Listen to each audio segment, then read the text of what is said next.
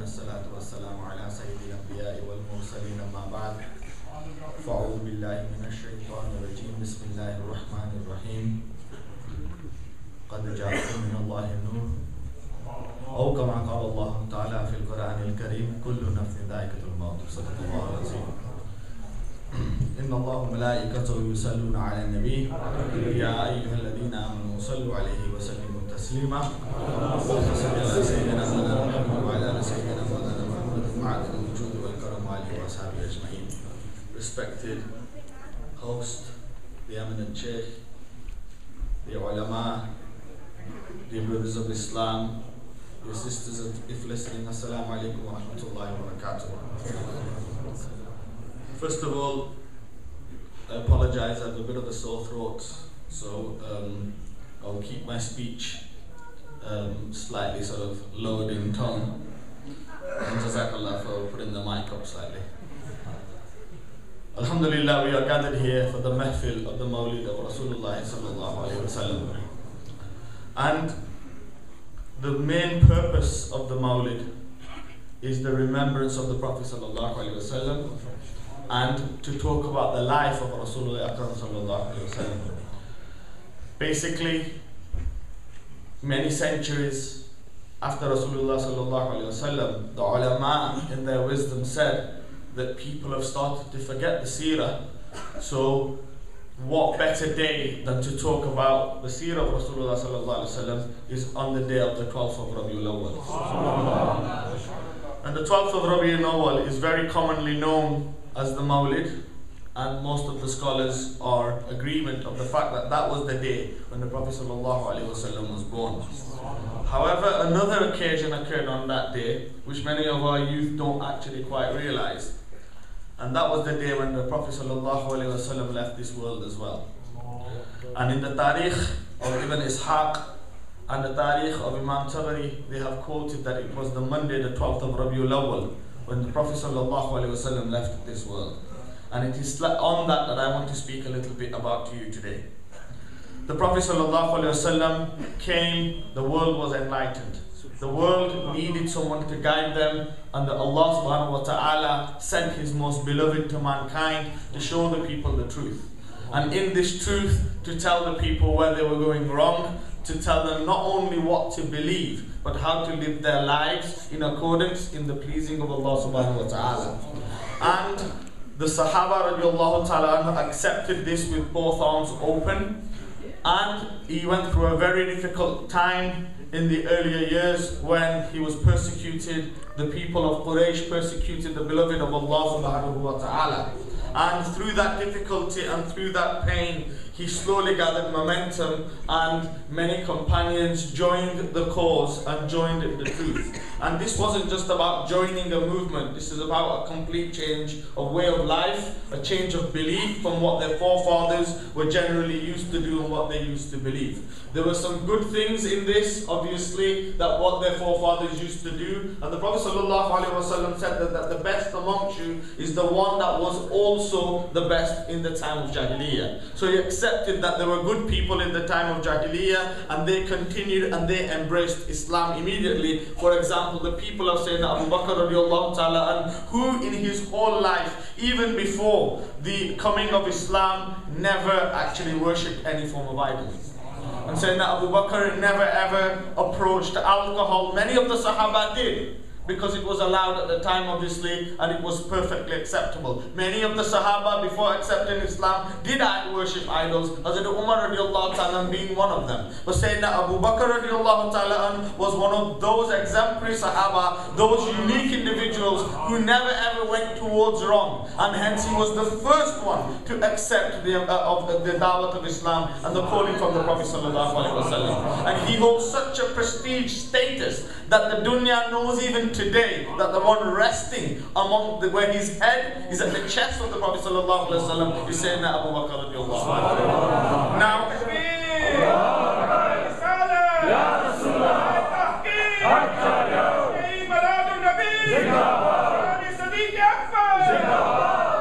in the 11th Hijri, the Prophet sallallahu alaihi wasallam had completed the mission, and there were more than 100,000 people who had embraced Islam, over 124,000 approximate Sahaba radiallahu ajma'in who had come into their droves. And the Quran talks about this, إِذَا جَعَ نَصْرُ اللَّهِ وَالْفَتْحُ وَرَأَيْتَ النَّاسَ يَدْخُلُونَ فِي دِينِ اللَّهِ أَفْوَاجًا فَسَبِّحْ بِحَمْدِ رَبِّكَ وَاسْتَغْفِرْ إِنَّهُ كَانَ تَوَّابًا.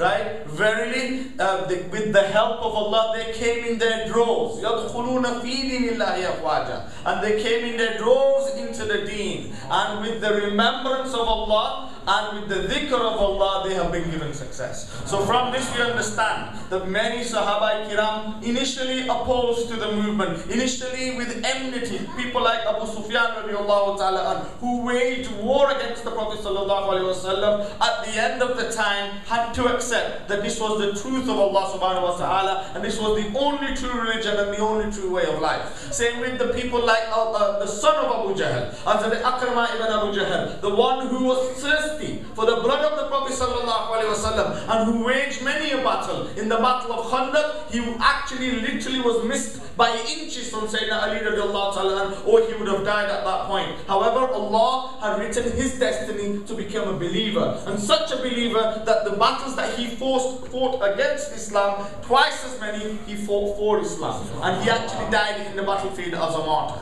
So Sayyidina Akrama Abu Jahl radiallahu ta'ala and many of the Sahaba. But the 11th Hijri then came, and then one day Hazrat Abu Mu'ayhib reports, he was a freedman, and he reports that the Prophet sallallahu alaihi wasallam, is the month of Safar, and Rasool sallallahu alaihi wasallam said to me that let's go into the field of Baqi, into the cemetery of Baqi, and he looked and he prayed for the martyrs, and then he turned around and said that Allah has given me a choice. Allah has said to me that I accept the treasures of this world, and then immortality, and then paradise. Or I meet my Lord, and I accept the meeting of my Lord, and I leave this world and I meet him. Abu Muayyib said, Ya Rasulullah, pick the former one. Pick the one where Allah has given you the treasures of this world, immortality, and then paradise. The Prophet ﷺ said, the choices have already been made, that I will meet my Lord. Then the Prophet ﷺ became ill in the month of Safar. However, once he was ill, he also used to go to the masjid, and he still used to lead the prayer at the time, although he wasn't feeling good, he had a high temperature. He then came back to the home of Hazrat Maimuna radiallahu ta'ala anha, and at that point he said, oh my head, and his head was throbbing, and at that point Hazrat Maimuna and all the other the mothers of the believers, he started to ask them, what's your turn next, and he wanted to find out when it was the turn of where he would go to the mother of the believers, Aisha radiallahu ta'ala anha. Because she was the most beloved to him, he wanted to be with her. The mothers of the believers, the wives of the Prophet ﷺ got together and said, Ya Rasulullah, we gift our days to the days to Hazrat Aisha radiallahu anha. The Prophet ﷺ accepted that, and he went to the home of Hazrat Aisha radiallahu anha. At this point, the Prophet ﷺ was taken over by high fever. Also close to him was Hazrat Abbas, Sayyidina Ali radiallahu ta'ala and Iman, the wife of Hazrat Zayd ibn Haritha, the mother of Usama bin Zayd radiallahu ta'ala. And she was the speed slave from the days of Hazrat Khadija. She was like a mother figure to him. So she came near the Prophet sallallahu alaihi wasallam. At that point, Rasulullah sallallahu alaihi wasallam had sent Hazrat Usama radiallahu ta'ala on an expedition. Now Hazrat Usama was only 17 years old at the time, but he was made the leader of the expedition, and he left not with a full heart. He didn't really want to go, because he knew that the Prophet ﷺ was not so well, and he wanted to stay close to the Prophet. But he was a companion of the Prophet. He also knew to listen to the Prophet and to obey the Prophet is also the will of Allah subhanahu wa ta'ala. So he left Madinatul Munawwara, went about 3 kilometers outside north of Medina, where he put his camp. And then at that point, he couldn't desire the fact that he would leave the vicinity of the Hijaz and go on an expedition, so he came back. And when he came back, the Prophet ﷺ was feeling better. There was slight roses in his cheek, so he kissed the hand of the Prophet ﷺ, and Rasulullah ﷺ raised his hand as if he was speaking to Allah subhanahu wa ta'ala, and then he put his hand on Hazrat Usama bin Zayd, meaning, may all the barakah and the blessings of Allah be on you. At this point, he left the Prophet ﷺ and he went back to his camp with the intention of leaving. Now it has become the month of Rabiul Awwal, and it was in the English day, it's the 8th of June 631. It was a Monday. In the Shariat, it was the 12th of Rabiul Awwal in the 11th Hijri. Rasool went to the masjid. At that day, he was overtaken by high fever. And the Prophet and the Sahaba were very tense at that point. Because remember, this was their most beloved. This was the person who had completely changed their life. They would give their parents' lives in sacrifice for the Prophet ﷺ. They would prefer to give their own lives for the sake of Rasulullah sallallahu alaihi wasallam, as based on the hadith of Hazrat Umar radiallahu ta'ala, who said that, Ya Rasulullah, I love you more than anything except for my own life. And the Prophet sallallahu alaihi wasallam, you cannot be a complete believer until you love Allah and His Rasul more than your own life. At which point Hazrat Umar radiallahu ta'ala said that in that case, Ya Rasulullah, I love you more than my own life. So that hadith was clear, and therefore the Sahaba radiallahu ta'ala were in a dilemma, and the Prophet sallallahu alaihi wasallam turned to our mother Aisha radiallahu ta'ala anha, and he said to her, "Oh Aisha, tell your father Abu Bakr to lead the prayer."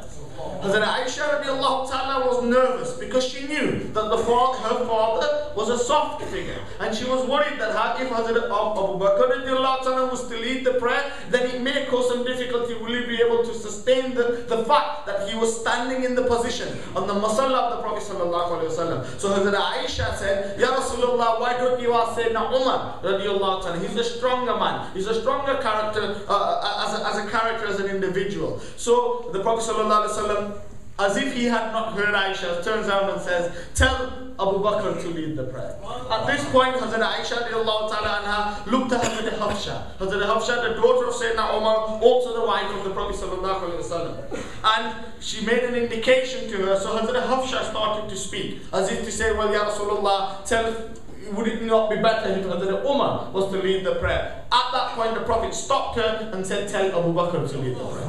So here the Prophet ﷺ had clearly chosen his successor, the one that would sit on the prayer mat, the one that would lead the Muslims in the absence of the Prophet ﷺ. Rasulullah ﷺ then instructed, and it was the Fajr morning time. And at that time, Hazrat Abu Bakr radiallahu ta'ala started to lead the prayer. The Prophet ﷺ was in the Hujra Aisha, where Rasulullah ﷺ is buried today. And he opened the curtain. As he opened the curtain, his position was approximately the 4th or the 5th row of the Musallis. Above them were the Sahaba, and then was Sayyidina Abu Bakr radiallahu ta'ala leading the prayer. At this point, Hazrat Anas radiallahu ta'ala reports in the Sahih Hadith that as we were leading the prayer, we saw from the corner of our eyes the curtain move and the beloved Prophet looking at us. So all of us turned our face away from the Qibla and looked at the Prophet sallallahu alaihi wasallam. And verily by Allah, Sayyidina Anas reports that verily by Allah, I have never seen someone's face glowing so beautiful. That day that I saw Rasulullah sallallahu alaihi wasallam.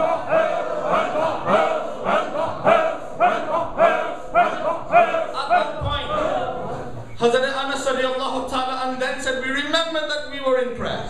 We remembered that we were in prayer, and we continued our prayer." Now the fuqaha say that if a person turns his chest away from the Qibla, his salah breaks. But the Sahaba said, this was the Qibla of the Qibla. When I turn our chest away to the Prophet, how can our salah break?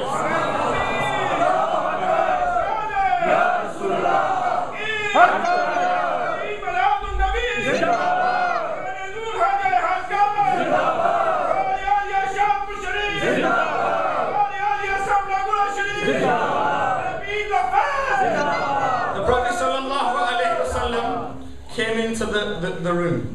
The Sahaba continued prayer, and Sayyidina Abu Bakr radiallahu ta'ala reports that he came to the side of me. Immediately I knew it was the Prophet sallallahu alaihi wasallam. Now remember, Hazrat Abu Bakr was leading the prayer.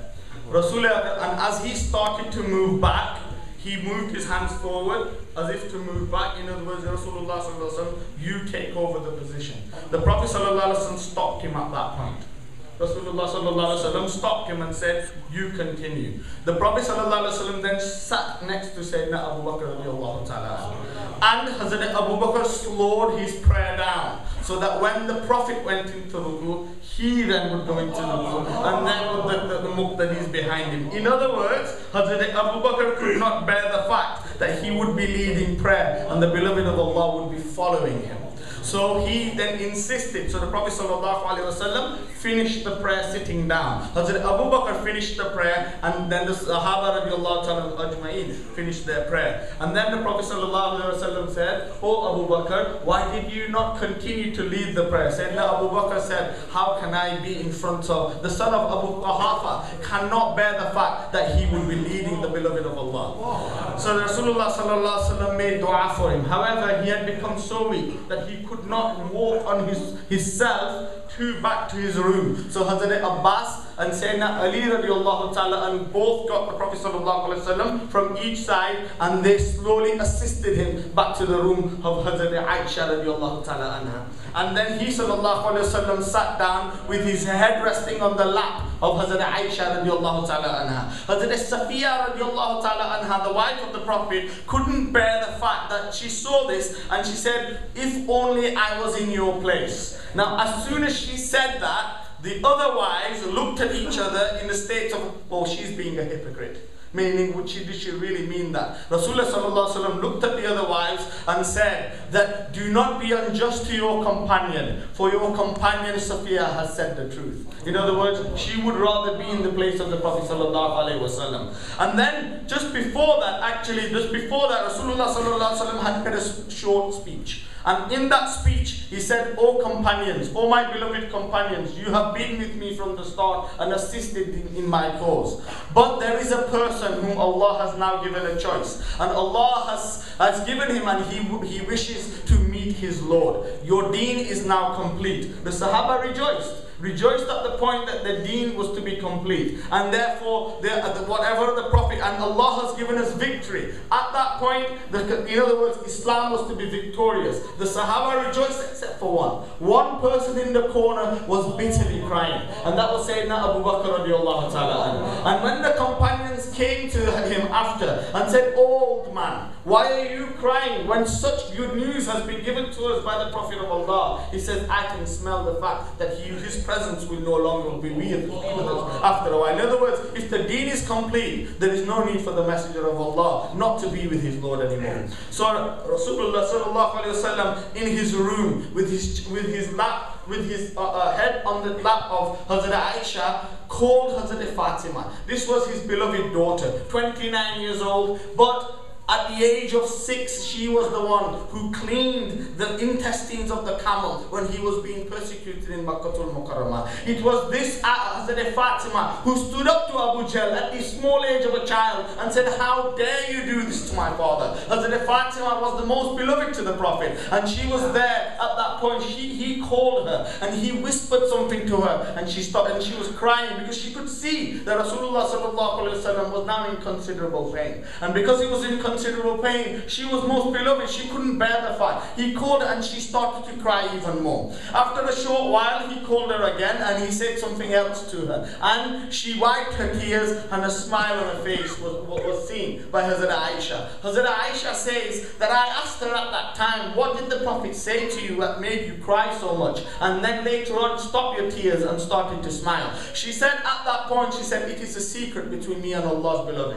However, later on, a few months later, she did tell her. She told Hazrat Aisha that when he called me towards her, he said that the time has now come for your father to meet his Lord. In other words, today is the day that I will no longer remain in this world in front of you. And I started to cry. But he said, "Oh my daughter Fatima, don't cry, because you will be the first from my family to join me. You will be the first from my family." And that is so true, that 6 months had gone past, and Hazrat Fatima at the age of 29 had passed away. In the grief of her father, it is said that she never smiled again after Rasulullah sallallahu alaihi wasallam had left this world. The Prophet sallallahu alaihi wasallam, Hazrat Abbas And Hazrat Ali radiallahu ta'ala knew immediately from the expression of the Prophet sallallahu alaihi wasallam that this was possibly the last day that we will see the Prophet sallallahu alaihi wasallam in front of us. And slowly Rasulullah sallallahu alaihi wasallam went to sleep, and Rasulullah sallallahu alaihi wasallam, Hazrat Abbas, immediately told the rest of the companions that the Rasulullah sallallahu alaihi wasallam has gone to his Lord. At this point, the Sahaba were in a state of disarray. How could it be that Allah's beloved would no longer be with them? How could it be the man that influenced their lives so much, the one that changed their destiny forever, was no longer to be in front of them? And because of this, it was in a state of disarray. Hazrat Abu Bakr radiallahu ta'ala had gone to meet one of his wives from on the eastern side of Madinatul Munawwara, and he had gone on that about a mile away. At this point, Sayyidina Ali radiallahu ta'ala took hold of the Prophet sallallahu alaihi wasallam. He closed his eyes and he kissed his forehead, and he said, "May my father and my mother be sacrificed upon you, for you look just as beautiful in life as you look in death." And Rasulullah sallallahu alaihi wasallam had gone and he had left this world. At this point, the news had to be told to the Sahaba. The Sahaba would react in different ways, and the most which would see physically the most strongest amongst them was Sayyidina Umar, but he was probably the most who couldn't accept the fact that Rasulullah sallallahu alaihi wasallam had left them. So he turned around and he pulled his sword out and he said, "Don't anyone dare say that Muhammad sallallahu alaihi wasallam is no longer with us. Whoever says that, I will cut their head off. For Rasulullah sallallahu alaihi wasallam has gone to meet his Lord, just like Hazrat Musa alayhi salam went to meet his Lord for 40 days, and he will return." At this point, Sayyidina Abu Bakr radiallahu ta'ala had heard the news and came immediately back. He went without speaking to anyone. He went straight into the Hujr of Aisha, the room of Hazrat Aisha radiallahu ta'ala anha, and he saw Rasulullah sallallahu alaihi wasallam laying there. He went there, he kissed his forehead, and he said, "May my father and my mother be qurban, may be sacrificed to you, O Allah's beloved, for you have left us from this world to a better place." And then at that point he came back, and there Sayyidina Umar radiallahu ta'ala walking with his sword. Hazrat Uthman radiallahu ta'ala was such in shock that he could not stand up. He was in such grief that his legs had given away, and he was there. Hazrat Ali and Hazrat Abbas were close to the Prophet sallallahu alaihi wasallam, and the rest of the companions didn't know what to do. What could they do? And they were listening to Sayyidina Umar telling them that he will be back, he will be back. And just like Musa alayhi salam came back. At this point, Sayyidina Abu Bakr, and this is why the Prophet chose Sayyidina Abu Bakr, because whilst as an outwardly person, he was a soft man. He was the one with the most courage. He was the one with the strongest position. When it came to making decisions, Sayyidina Abu Bakr radiallahu ta'ala was by far the strongest of all the companions. And Sayyidina Abu Bakr radiallahu ta'ala looked at Sayyidina Umar, knowing that Hazrat Umar wouldn't listen to him. He moved slightly to one side and he started to call the people. The people, upon hearing Sayyidina Abu Bakr, moved away from Sayyidina Umar and came to the Hazrat Abu Bakr. Now listen to these words. These words are recorded in Bukhari. He Abu Bakr radiallahu anhu said, he said that whoever worshipped Muhammad sallallahu alaihi wasallam, let it be known that he is dead. And whoever worshipped Allah, then let it be known that he is the all-living. And then he said the verse of the Quran, the verse that says that Muhammad is but a messenger. If he was to be slain, if he was to die, would you turn your heels back upon you and run away from him? And therefore, surely the forgiveness is with your Lord. This was the ayat that was revealed in the battle of Uhud, when Hazrat Musab radiallahu ta'ala had heard this, and he ran into the battlefield because the word had come out that the Prophet had been martyred in the battle of Uhud. So Hazrat Abu Bakr, upon reading this, Hazrat Umar says that suddenly I came to my senses. Suddenly I understood that Rasulullah sallallahu alaihi wasallam had passed away. He was no longer with us anymore, and the truth had dawned upon me. I had forgotten about this verse, and therefore at that point he looked at Sayyidina Abu Bakr, and then he stood up, and Abu Ubaidah radiallahu ta'ala was with him, and he said that let's choose our successor as Sayyidina Abu Bakr radiallahu ta'ala. Now the story goes on as to who the successor was going to be. The Ansar believed that it would be some of the Hazrat tribe or the Aus tribe. But it was evident that the Prophet ﷺ had said that no one will succeed me except from the people of the Quraysh. So ultimately Sayyidina Abu Bakr was chosen to be the leader. And Hazrat Umar radiallahu ta'ala immediately gave gave his hand on the hand of Sayyidina Abu Bakr. Now came the question of where does the Prophet be buried? Where should the Prophet ﷺ be buried? And some of the people said in Baqi, some of the people said in the masjid, some of the people gave different ideas. At that point Sayyidina Abu Bakr said, verily I have heard from the Prophet of Allah that when a Prophet has passed away, then surely the place that he passes away will become his burial ground. And therefore he had passed away in the room of Hazrat Aisha, and therefore immediately started to dig the grave there, and people started to come to give their respects, and thousands of Sahaba came, and everyone prayed the durood upon the Prophet ﷺ. Now, a point for the next 10 minutes, I want to talk about the point of Aqidah, which is the Prophet alive or not? Because if the Prophet is alive, then why did Abu Bakr say, let it be known that Muhammad is dead? Okay, and that is the clear words of Bukhari, and no one can say that this is misinterpreted. What does it mean? So therefore, what do you understand? Because then we look at the hadith of Rasulullah sallallahu alaihi wasallam, the hadith of Imam Malik, or the Musnad of Imam Ahmad and Ibn Majah, where Rasulullah sallallahu alaihi wasallam was asked the question. He said sallallahu alaihi wasallam that Friday is the best day amongst us. So send the blessings upon the beloved of Allah. You know, send the blessings and durood upon me. At that point, Sayyidina Abu Darda radiallahu ta'ala had said, Ya Rasulullah, even when we turn to dust, in other words, Ya Rasulullah, even when you pass away, the Prophet sallallahu alaihi wasallam responded by saying, verily Allah has made the earth haram to eat the bodies of the prophets. They are alive and sustenance is given to them. And the hadith is clear and it is sahih. Okay, now that's one hadith. Hazrat Anas radiallahu ta'ala by al-Hakim's recording. Hazrat Anas says that Rasulullah sallallahu alaihi wasallam said that no prophet remains in his grave for 40 days before he stands up and prays to Allah subhanahu wa ta'ala. And there are other hadith, and another hadith where Rasulullah sallallahu alaihi wasallam said, each and every one of you, when you send the durood upon me, I respond back to you, because I can hear you and I can respond back to you.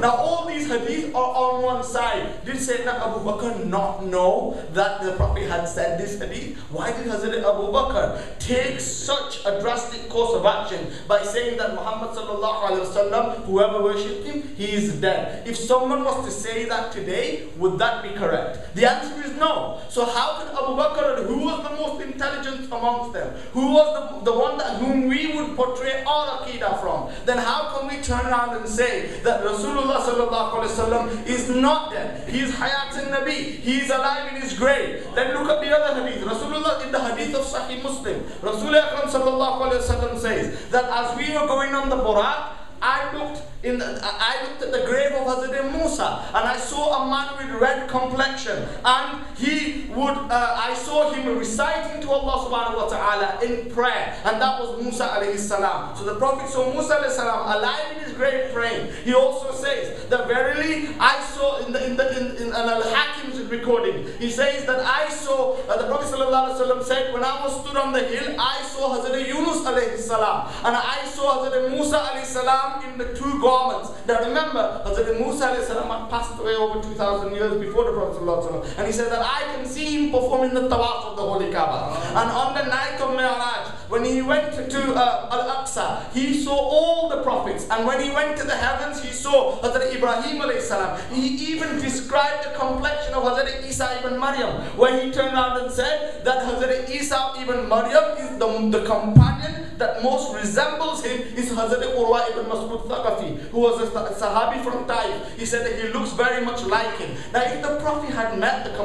Sahaba, who had all passed away, Ba Isa alayhi salam as one example, if he had saw that, how could it be that Hazrat Abu Bakr had said these words? Now that is the ultimate question that sometimes we are challenged with. Then surely do you believe Abu Bakr or do you believe somebody else? The answer is surely we believe Sayyidina Abu Bakr, and we also believe the hadith. And this has not been answered just by anyone, but Imam Suyuti has gone into extreme detail about this. And Imam Suyuti said this, that when Allah subhanahu wa ta'ala says Kullu nafsin dha'iqatul maut, every living being will taste death, then surely the prophets will also taste death. However, when the Prophet was lowered in his grave, and when the first person performed the durood upon him, Allah restored his life back to him.